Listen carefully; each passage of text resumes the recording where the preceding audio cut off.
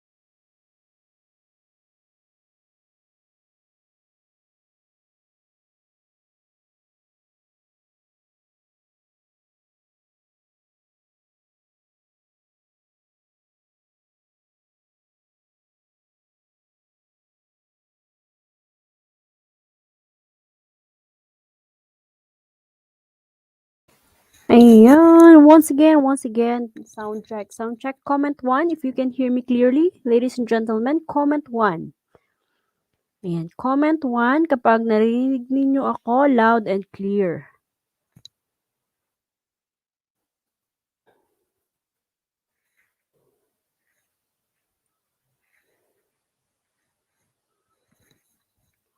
Ayan, thank you kagad sa mga nag-feedback dyan. Ayan, so thank you. Ayan. Okay, it seems to be na loud and clear naman tayo pala, mga kapatid. So okay, we start our discussion na.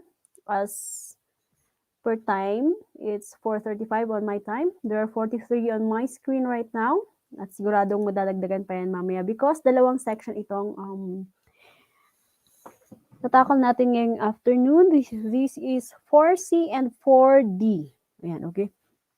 We were supposed to start at 4 kanina kaso, ayun, ewan ko ba, sa isang grandmother namin, nagpa-construction pa kasi hapon na ganun. Anyhow, let's take a look back sa mga napag-aralan natin last week. Itong discussion natin ngayon na this one, supposed to be this is for our offline last week, pero hindi ko na-upload yung video. I don't know what happened. Not really a techie person, pero hindi ko siya na-upload, so i-discuss natin ngayong afternoon. Pero last week, we have discussed about human rights around the world. What are the examples of human rights?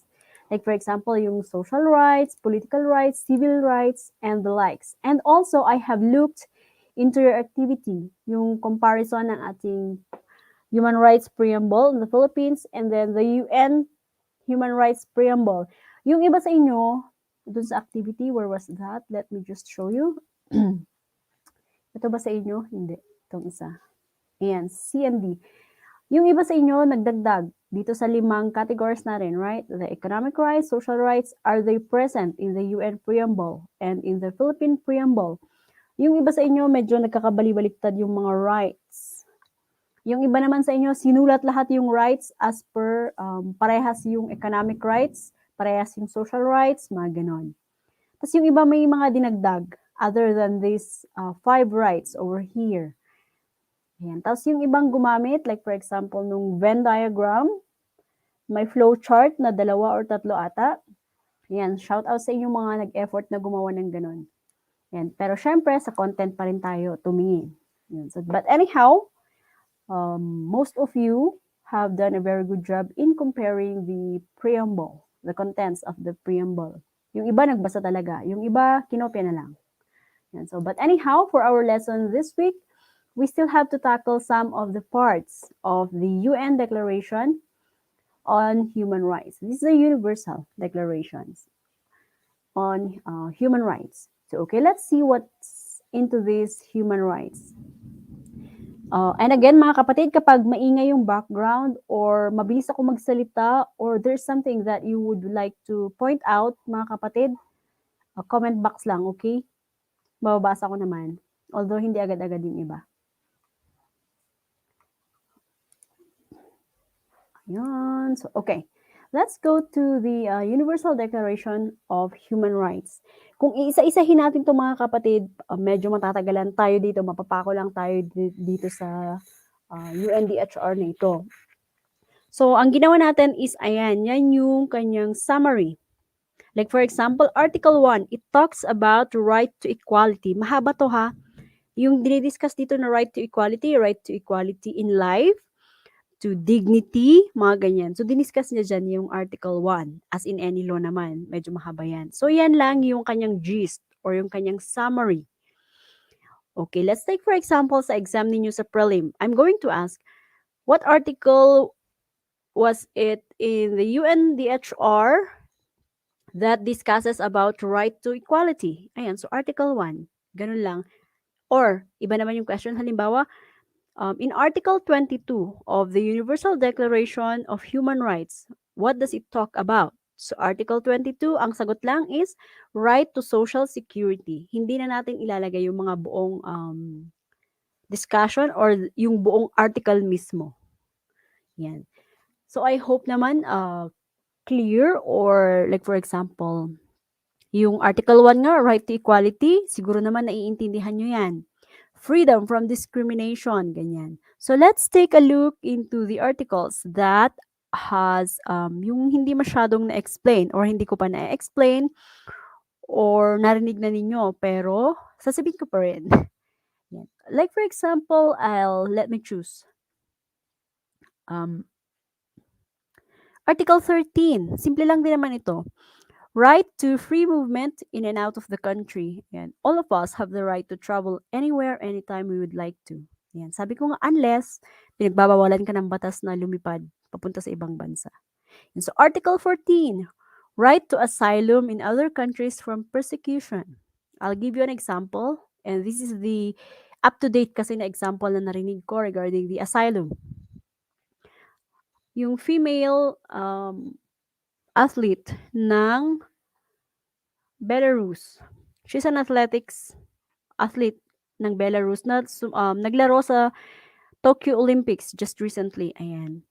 So, nagkaroon siya ng altercation with the coach, head coach ng kanilang team. Tapos, hindi na siya pinaglaro, pinapauwi na siya ngayon sa Belarus.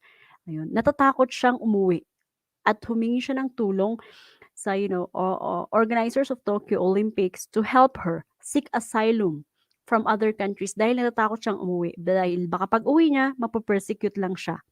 Either hindi na siya maglalaro, mababan siya sa kanyang laro, or pwede rin siyang patayin ng kanyang bansa. So, nag-seek siya ng asylum, which was given to her by Poland.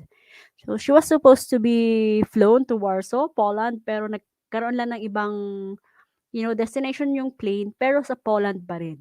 So, lahat tayo, meron tayong right to asylum sa lahat ng country na halimbawa gugustuhin nating puntahan. Depende na lang sa bansa na yun kung i-accept ka or hindi. But, the right to, seek asylum from those countries, pwede kang magtago sa mga bansa na hindi man magtago actually. Parang magpaampon lang yung asylum. So, anyhow, that's an example sa Article 14. And the other, I think you can understand, like for example, what else? Let me see other articles from this one. Right of peaceful assembly and association. Ayan, yung malapit na yung inyong what do you call this? Elections. Yeah. That you're exercising that actually, yung right to peaceful assembly. Yung when you gather to do this one, basta peaceful assembly, hindi yung rally, example yan ng assembly. And all of us, we have the right to do that. Pero peaceful assembly. Hindi yung magra-rally ka tas magra-riot kayo, ganon. And association. Lahat tayo merong karapatan to be a member of association or para magtatag ng association. I just saw yung mga candidates sa inyo and ang dami dito sa fourth years. Actually, kayo-kayo din yung laban-laban sa president, mga ganun. Nakita ko yung mga pangalan. Oh, so, okay. So, that is your right. And that is example of exercising your right. Yung susunod na article, right to participate in government and in free elections. Although school elections lang yan, example na rin yan. Pero yung sinasabi kasi dito is government elections, which talks about the nationwide election, ganyan, yung mangyayaring 2022. So anyhow, I hope yung mga articles dito hindi naman siya blurry sa inyong mga pagkakaintindi or baka may hindi kayo naintindihan na article dito. For example, sabihin nyo lang. Hindi nakakayang magtanong ha mga kapatid. I really appreciate those that ask yung mga hindi masyadong na-explain or hindi ko masyadong na-explain, ganyan, blurry ba, ganun. So, but anyhow, this is a part of your exam, okay? As I have mentioned earlier, hindi na kailangan yung buong article. Yan lang, kung ano yung din-discuss niya, yun lang, okay? And then, this one I have discussed some part of this one last week. And sabi kong apologies kasi I don't know what happened to my slides, nag-jumble siya. But anyhow, dito dapat siya. So, timeline of corrections lang. This is in relation to our subject because early corrections and early correctional systems before, dun nag-spring yung ating therapeutic modalities or yung therapeutic models that we are going to learn sooner in the subject. So, sa timeline ng ating corrections, itong tatlo are examples of correctionals or where accused people or criminals are being put to. Marami pa to, hindi lang itong tatlo. But these three are the most salient or pinakasikat kumbaga sa mga early form of correctionals. Goals, ito yung pinakamagandang nakita kong larawan. Maganda pa nga yan eh. But anyhow, this is where people na accused, you know, the difference between accused and a criminal, correct? So, accused ka pa lang. You are to await trial. Hindi ka pa nasentensyahan. Dito ka mag-aantay ng yung trial. O, di ba?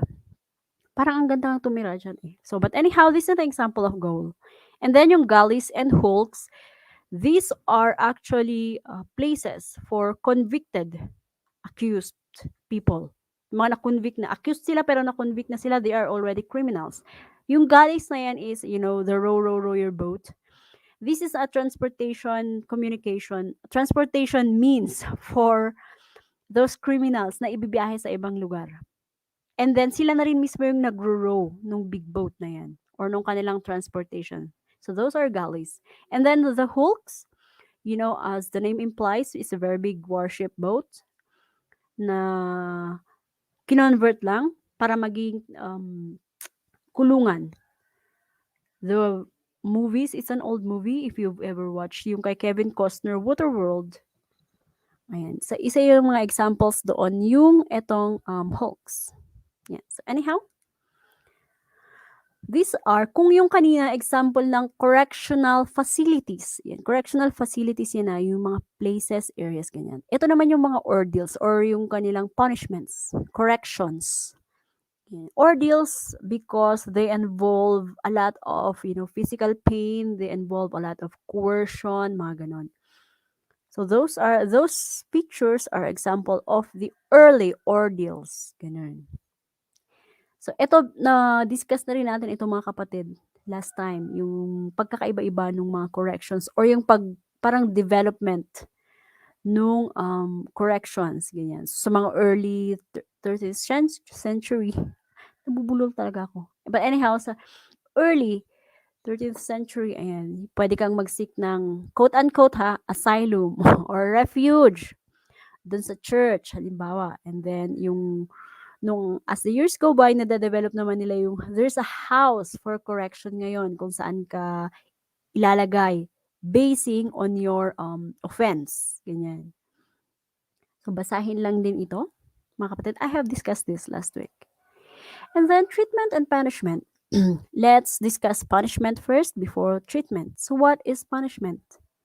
Ayan. So alam niyo siguro yung punishment, ibig sabihin ng punishment. This is given to a person who has committed an offense. Ayan. So, earlier, yung forms ng punishment nila, restricted lang siya to give suffering sa isang tao na nag-commit ng crime. Ganun. And this is in the name of the society kung saan ka member. At yung society na rin na yun, kung saan ka member, sila yung magbibigay ng punishment. Early times. Ganyan. And of course, yung mga punishment, they are not accidental. They have to be intended or they have to be forced upon you. Let's take an example. Si Mr. A, tagalawag. Tapos, nagkaroon siya ng offend or crime sa Lawag. Ngayon, yung people of Lawag and the society of Lawag, siya yung magbibigay sa kanya ng punishment.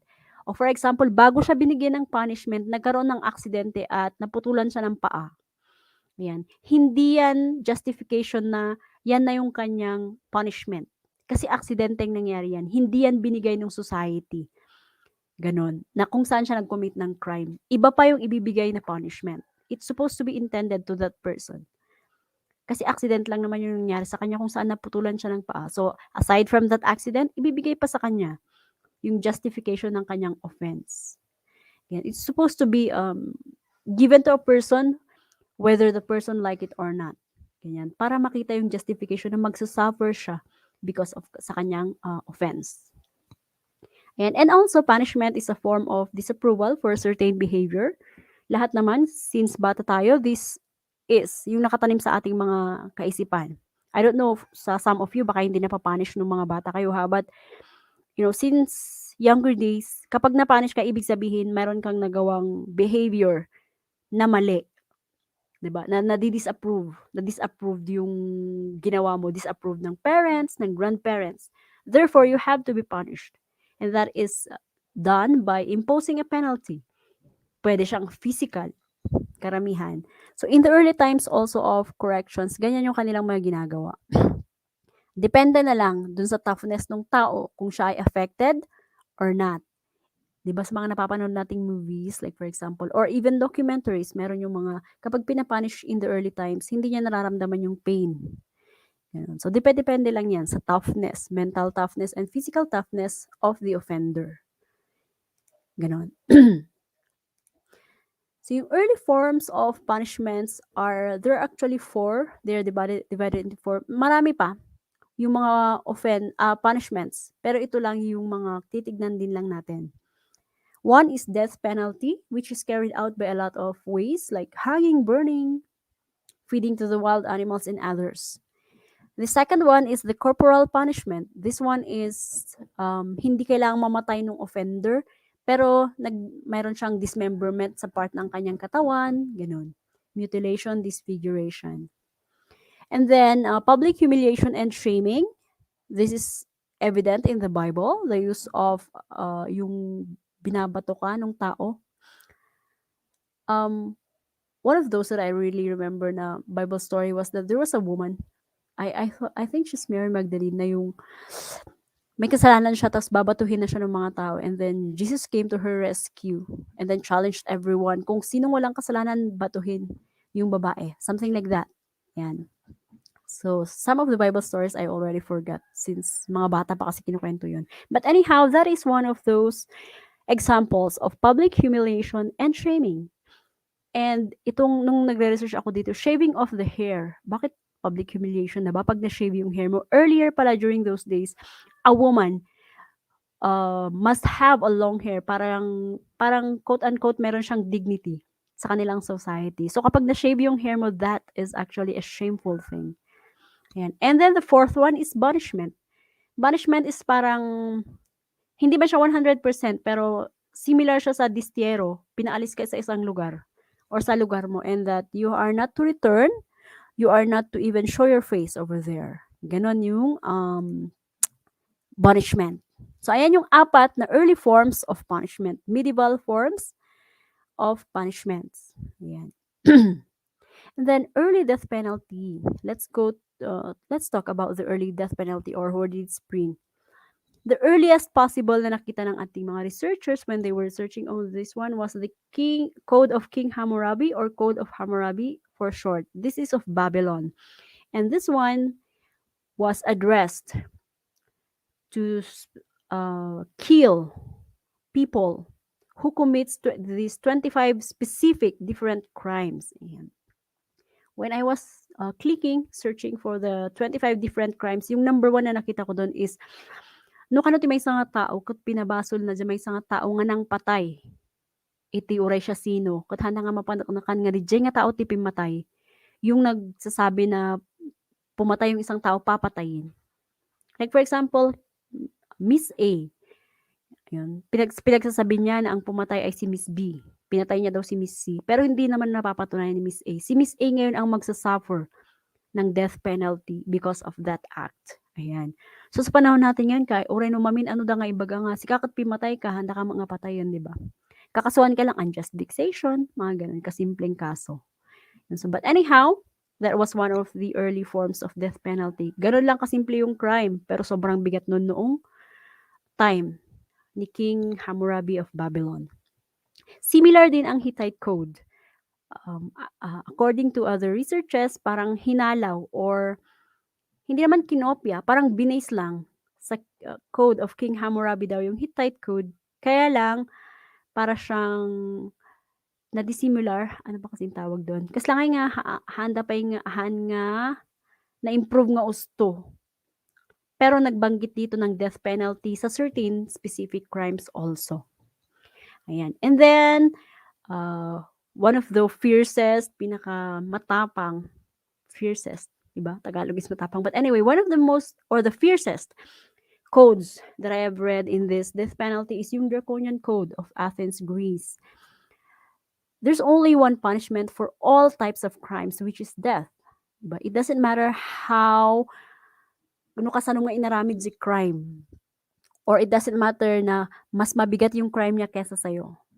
Equal kayo pagdating sa punishment, which is death.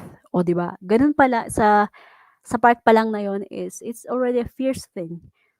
Yan. So, nakokontrol talaga yung crime sa society. Baka nga zero crime rate pa sila during these times. Oh, I have to read on that nga pala. But anyhow, isa pa kung bakit naging fierce ang Draconian Code na ito was that according sa mga scholars na nag-aral ng mga scrolls of this Draconian Code, apparently, when they were studying this one, the Draconian Code was not written in ink. Although it was written in a piece of cloth and piece of papers, they were written from blood of a human being. So imagine nyo na lang siguro yung pinanish dito na unang pinatay, from the blood niya yung ginamit sa pagsulat ng code. Ganon. So ganon kalala yung Draconian Code.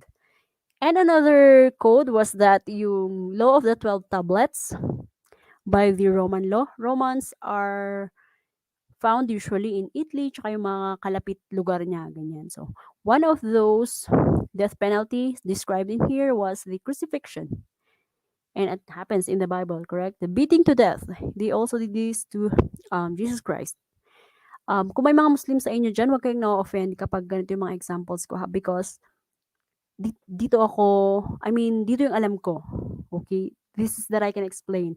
If ever there are laws in your, like for example, in your Quran na may mga ganito, I haven't read that, so I cannot discuss that. So, ito examples ko lang. No offense sa inyong religious preference, okay? So, but anyhow, additional to this, yung mga burning alive. Mga burning alive usually is yung mga witches. Yung nasa, mga wizards. Basta yung mga ganun yung kanilang pinapractice. Kasi yung mga witches daw dati, kapag pinatay mo yan, binaril mo yan, sinaksak mo yan, hindi siya namamatay. So, you have to burn them to be able to kill them. And then, impalement, yung impalement is, tinutusok mo siya ng mga malalaking bagay. Like, for example, yung mga kahoy, ganun. That is example of impalement. Yan yung mga early forms of death penalty. Also, meron pa. Sa Great Britain naman, yung pinaka-famous na ginagamit nila during those times, early times, were hanging. Death by hanging. Ganyan. So, kung ano man yung kasalanan mo, ihahang ka. Kapag yung kasalanan mo ay punishable by death penalty, you will have to be hanged. And this is in front of everybody. Of course, everybody could see you, diba, na nahahang. And then sa United States naman, which is one of the parang early na modernized when it comes to punishment by death, is sila yung mga isa sa mga nauna na nagtanggal nung kanilang death penalty. So a lot of the states before were pro death penalty pero parang ngayon wala na. Kahit isang state hindi na sila nagpa-practice ng death penalty. Ganon. So anyhow, yan dun sa United States. And then punishment in the early times is a means of social control kahit naman ngayon, 'di ba? Nakokontrol nila yung society by showing or by inflicting punishment to people. But this is in the olden times, ito pa rin yung kanilang means on how to socially control the people. Yan. Isa yan is it's a device for people to become cohesive. Cohesive means when you stick to each other, you depend on each other, you are cohesive. Ayan. So yung mga tao na hindi sila, yung mga tao na independent dapat, nagiging dependent sa kanilang mga kasamahan sa society or perhaps nagiging dependent sila sa government. Yan. Because natatakot sila sa punishment or pwedeng nire-respeto din nila yung punishment or yung law for that matter. Ganyan. But it is really a means of social control in the earlier times. Ganyan. Pero yung ibang society, kanya-kanya yan ng punishment in the earlier times. Kanya-kanya rin yan ng means of punishment, kanya-kanya yung volume ng punishment. Depende sa kanilang offenses, sa kanilang mga society. And then, also earlier, punishment is a form of punishment that inflicts some sort of pain. Hindi pwedeng hindi mawala yung pain. Doon pa lang sa, ano ba yung pinakasimpleng, sana yung apat? Balik lang tayo dun sa apat ha. If yung apat na earliest form of punishment, where is that? Ayan, yung apat na earliest form of punishment, ang pinakasimple lang dito is banishment. O di ba, kasla nga, paadaywan na ka lang. Pero the physical pain of not being able to see your family, to be with your family, that is already one of the painful things. O halimbawa, public humiliation lang, hindi yan masakit. Pero yung public humiliation, hindi lang ipapahiya ka sa public. May kasama kasi yung physical torture at ipapakita ko mamaya sa video. Yan. Siyempre yung corporal punishment tsaka yung death penalty na punishment, that is absolutely painful. Physically, mentally, psychologically, mga ganun. So, but anyhow, punishment was used to inflict some sort of pain on the offender. Ganyan. So, okay. Before I'll show you the video, do you have, questions about this lecture? It's very short. Kaya sabi ko, this is supposed to be one of your offline lectures, pero I don't know what happened. Anyhow, do you have questions in this one? 4C and 4D. Baka may gusto kong itanong regarding this ones, you can just ask me. Hit the comment box, baka may hindi klaro. Baka may kulang sa mga sinabi ko. Pwede kayong mag-add. Baka may gusto kayong i-add. That's okay.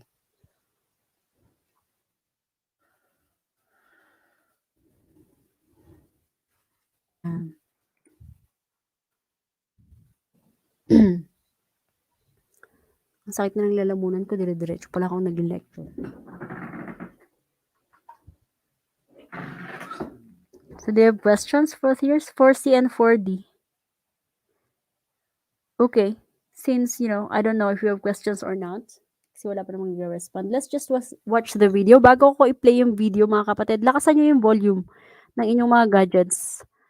Nung dinownload ko to kasi medyo mahina yung kanyang volume. Pakilakasan konti yung volume ng inyong mga gadgets before I play this one on. You have to watch this and listen into this because dito niya diniscuss yung mga early forms of punishment. Hindi niya naman diniscuss, parang present niya lang. Para meron lang kayong visualization on this ones. Okay? So, yan. Let's take a look. Listen to it. Medieval torture and punishment.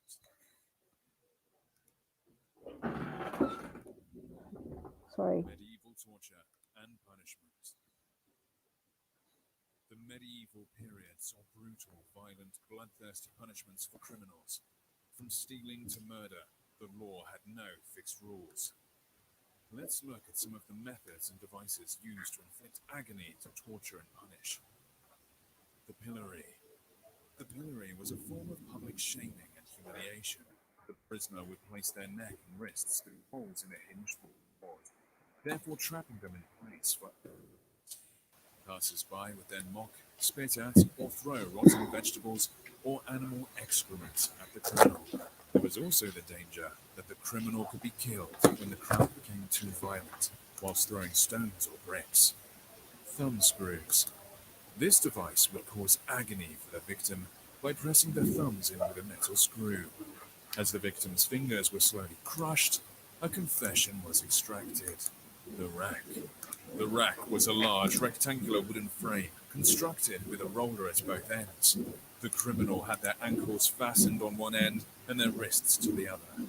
The torturer cracked a handle to stretch the victim during interrogation, creating excruciating pain as limbs stretched from the body. The further the torturer went, the higher the chance of dislocation of muscles and ligaments, and loud popping sounds. And if they still failed to extract a confession, a ripping of limbs from the body. Breaking wheel. With the breaking wheel, the victim would have their limbs tied to the spokes and revolve while the torturer hit them with an iron hammer, mangling their arms and legs and breaking their bones. They were then left out in the sun to the crows, burning at the stake. A horrific form of execution for blasphemers, thieves, and witches would see them burnt at the stake. Usually the condemned would die from suffocation before the flames started to burn their flesh. The suffering of the condemned could be prolonged by the executioner by making the fire small, causing loss of blood and heat stroke. Iron chair. This instrument of torture was covered in spikes on the seat, back, and armrests. When the victim was forced to sit on the chair, the spikes pushed into the flesh, causing extreme pain, and blood loss occurred when they sat out of it. Subscribe for more history videos. Click the notification bell to get notified. Ayan. Have you watched, mga kapatid, yung ating video? Yan, dyan dinescribe yung ating mga early forms. May mga hindi ako nasabi sa discussion, tas yan, sinabi niya dyan. So, hindi na natin i-promote yung kanilang channel. So, but anyhow, this is not plagiarism because nakalagay dyan yung kanilang channel sa end. And then, I'm not owning this one. Disclaimer, I don't own this video. This is from this one. So, I downloaded it. I borrowed it for the sake of our discussion. Okay, so, I have no ownership on this one. Disclaimer yan baka kasi may ibang makakita ng ating lecture tapos, So, but anyhow, yan yung mga early forms lang. Simple lang, di ba, yung ating lesson regarding this. So, don't you have any other questions? If you don't have questions, I'm going to show you your activity this afternoon. So, I'll just wait for like 30 seconds for your questions, section C and section D. Ganyan. Baka may mga questions kayo. Gusto ko yung idagdag, may mga hindi malinaw, ganyan.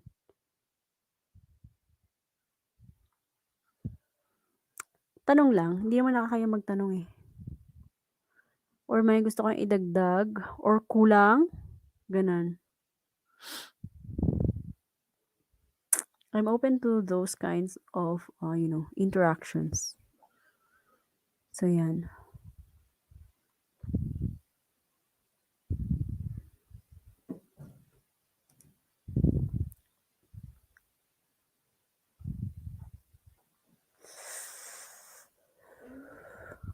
I'm assuming kapag wala kayong questions, ayan, naintindihan natin yung ating lecture. Wala namang hindi ka intindi siguro sa ating lecture. Diba, mga kapatid? Wala talagang nagre-react. Naghahantay ako kung may magsabi ng questions. O, ayan. I've given you enough time to ask me. Siguro naman, klaro yon. At siguro naman, madali lang yung ating lecture. So, wala kayong mga questions. Ayan. Let me just, for a while lang ha, mga kapatid. Give me like a minute to, ayan. Sorry. Minsan lang ko naayos. Can you see this on your screens, mga kapatid? This is your activity. Ay, sige, papanood ko ulit yung video, sandali lang. Explain ko lang yung ating activity. Tapos papanood ko ulit yung video. Ayan. Yung ating activity is our quiz 1. or it's a prelim activity 3, quiz 1. It's sort of analytical activity. Ayan. So number 1 is justifications. Meron tayong 4 na primitive ways of corrections na discuss or primitive ways of punishment. Ayan. So each of those 4, give me a sentence or 2 how these punishments are justified in the early times. Like for example, yung death penalty by hanging, paano siya gina-justify? When we say justify, paano siya binibigyan ng rason ng society kung bakit siya ini-inflict sa mga offenders? Kailangan ba siyang i-inflict? Oo. Bakit? Gano'n yung justification niya. So, iba-iba yung justification nung 4 na primitive ways of punishment. Sentence or 2 ha, kasi baka hindi kaya rin na mag-explain sa isang sentence lang, pwedeng 2 sentences, gano'n.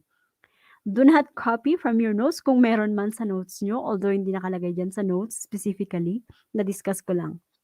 I'd like to, read on how you think of these things. And then, yan yung first question. Okay, second question, there are several aims of early forms of punishment. When we say aims, purposes. Ano yung mga purposes natin? O purposes nila, kasi wala naman tayo doon. So, ano yung mga purposes nila on, early forms of punishment? Ayan. So, alin sa mga aims na yun, ang nakikita nyong siya din yung aim ng mga punishment natin ngayon, sa panahon natin ngayon. For example, yung purpose nila before in inflicting yung death penalty is to kill those high-profile criminals. Pag yun yung aim nila noon, there are this still the aim of our present-day punishment. Pero wala tayong death penalty ngayon sa ating present day. So, hindi nyo pwedeng i-discuss yung death penalty. So, other aims, other purposes of those early punishment. Okay? Which of those aims ang still na purpose ng ating present-day punishments? So, okay? Maliwanag ba yung ating activity? Do you have questions? Sa ating activity. Yan, sasabihin ko mamaya yung due date. Due date is tomorrow at 5 p.m. Yan, para you have time to do. Maliwanag yung ating activity. You have questions, you can just ask me sa comment box bago natin i-replay yung ating video. Mahina talaga yung yung audio nung dinownload ko. Kasi dapat ina-adjust ko pa yung audio, pero yan, hindi ko nga na-adjust. So, yan. Ulitin natin i-play mamaya. Pag wala na kayong tanong sa ating activity. Ayan, so mga kapatid ha, pag nagbabasa ako ng activity, kino-compare ko yung mga activities niyo sa ibang sections. Pag halimbawa, parehas, parang kayo, Section C and Section D, dalawang section, isa yung activity ninyo, correct? Binabasa ko ngayon, makikita ko agad yung may mga similarities. And I take note of those names. Bantay sarado kayo hanggang finals. Ganun. So, I can still rectify your prelim grade. Kapag makita kong hanggang finals is ganun kayo, hindi ko alam kung sino ang nangopya at nagpakopya, pero the same kayo na mananagot. Ganun. So, if you don't have question dito sa ating activity, pa-play ko lang ulit yung video. Okay? Or while waiting for your questions, I'll just replay the video. Pakilakasan na lang konti mga kapatid ha. Ano sa inyo man, mangipig sa dagita volume ti gadgets yo. I'll play it now, okay? Medieval torture and punishment. The medieval period saw brutal, violent, bloodthirsty punishments for criminals. From stealing to murder, the law had no fixed rules. Let's look at some of the methods and devices used to inflict agony, to torture and punish. The pillory. The pillory was a form of public shaming and humiliation. The prisoner would place their neck and wrists through holes in a hinged wooden board, therefore trapping them in place for everyone to see. Passers-by would then mock, spit at, or throw rotten vegetables or animal excrement at the criminal. There was also the danger that the criminal could be killed when the crowd became too violent, whilst throwing stones or bricks. Thumb screws. This device would cause agony for the victim by pressing the thumbs in with a metal screw. As the victim's fingers were slowly crushed, a confession was extracted. The rack. The rack was a large rectangular wooden frame constructed with a roller at both ends. The criminal had their ankles fastened on one end and their wrists to the other. The torturer cracked a handle to stretch the victim during interrogation, creating excruciating pain as limbs stretched from the body. The further the torturer went, the higher the chance of dislocation of muscles and ligaments, and loud popping sounds. And if they still failed to extract a confession, a ripping of limbs from the body. Breaking wheel. With the breaking wheel, the victim would have their limbs tied to the spokes and revolve while the torturer hit them with an iron hammer, mangling their arms and legs and breaking their bones. They were then left out in the sun to the crows, burning at the stake. A horrific form of execution for blasphemers, thieves, and witches would see them burnt at the stake. Usually the condemned would die from suffocation before the flames started to burn their flesh. The suffering of the condemned could be prolonged by the executioner by making the fire small, causing loss of blood and heat stroke. Iron chair. This instrument of torture was covered in spikes on the seat, back, and armrests. When the victim was forced to sit on the chair, the spikes pushed into the flesh, causing extreme pain, and blood loss occurred when they sat out of it. Subscribe for more history videos. Click the notification bell to get... Ayan, so I hope medyo narinig na ninyo yung mga dinescribe. Dinescribe niyo yung mga pillory, ganyan. Mga early forms of medieval punishment. So I don't see any questions sa ating comment box, mga kapatid. Baka may mga hindi kayo naintindihan dito sa ating, this one, activity. Actually, madali lang yung mga activity natin ngayong prelims. Easy peasy, sabi nga ng baby ko. Mama, easy peasy. Ganun, pag may pinapagawang module sa kanya. Ang easy peasy naman yung arts. So, but anyhow, you have questions? I assume if I don't get any questions within the following 30 seconds, all is clear, and that we have to end our discussion here. Again, warning, kanya yung agpapadot answer na. Marami akong nakikita. Huwag din sabing dahil 4th years kayo, ha? Hankay kahit nga naganan ka siya, pero naka-note pa rin yung mga pangalan ninyo. Okay? Awanan, damagin nyo nga pagkakabsat. Nawang garo damagan yun 4C and 4D. That's it for our online this week. Ang susunod dito is yung ating offline. Mas mahirap yung ating offline. So you'd have to watch it later on and at your own convenient time. So that's it for today. Good afternoon, 4th years, 4C and 4D, and take good care. Keep safe, mga kapatid. And good luck sa September 21st pa talaga yung election ninyo. Especially. Okay.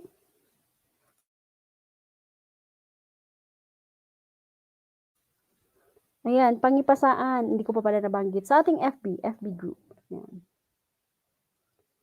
Sa ating midterms and finals, mag-iiba tayo ng gagawin or ng style. Ganun. Pero for this one, kasi mga easy peasy lang naman yung mga activity natin ngayong prelim, sa FB group muna tayo magpapasa.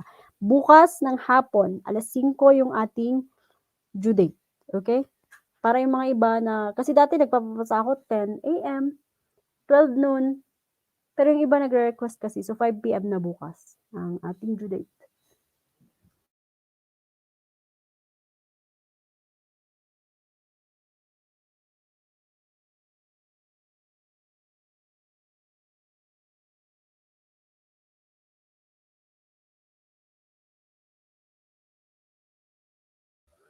Hola, andito lang ako, nag-aantay ako ng mga questions niyo. Baka meron ha, kapag wala na kayong question, you can leave the live stream, mga ganun.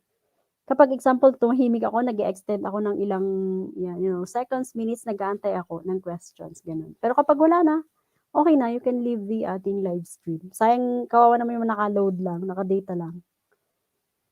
Keep safe, mga kapatid. Sige. Yan, thank you also.